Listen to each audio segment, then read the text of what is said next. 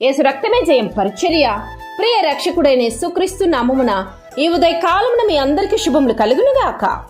అయితే నా నామమందు భయభక్తులు గలవారగు మీకు నీతి సూర్యుడు ఉదయించునని దేవుడే సెలవిస్తున్నారు.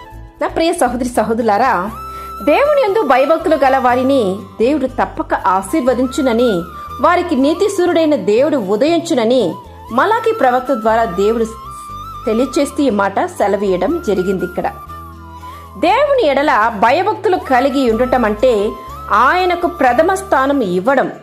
ప్రతి విషయములోనూ నీవు ప్రథమ స్థానం ఇచ్చి చూడు, నీవును ఆశీర్వదింపబడదు.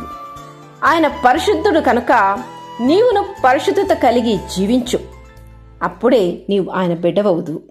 ఇటువంటి భయభక్తులు దేవుని ఎడల నీవు జీవించుము. ఆయన నీతి సూర్యుని వలె నీ జీవితంలో ఉదయించి నీకు గొప్ప కార్యములను జరిగించును.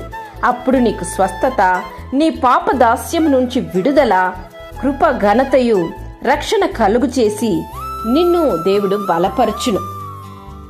అందుకే ఆయన సెలవిస్తున్నారు, అతని రెక్కలు ఆరోగ్యము కలుగు చేయును గనుక మీరు బయలుదేరి క్రొవ్విన దూడలు గంతువేయునట్లు గంతులు వేయుదురు.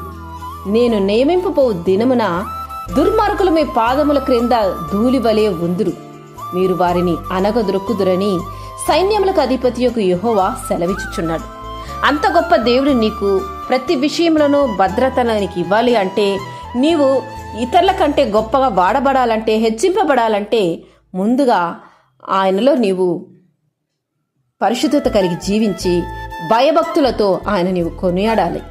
పరిశుద్ధ దేవుడైన నీకు ప్రతి విషయంలోనూ విజయాన్ని చేకూర్చి ఆనందముతో నిన్ను ఆశీర్వదించి దీవించునుగాక. ఆమేన్. యేసు రక్తమే జయం పరిచర్యలో మీ సహోదరి. God bless you.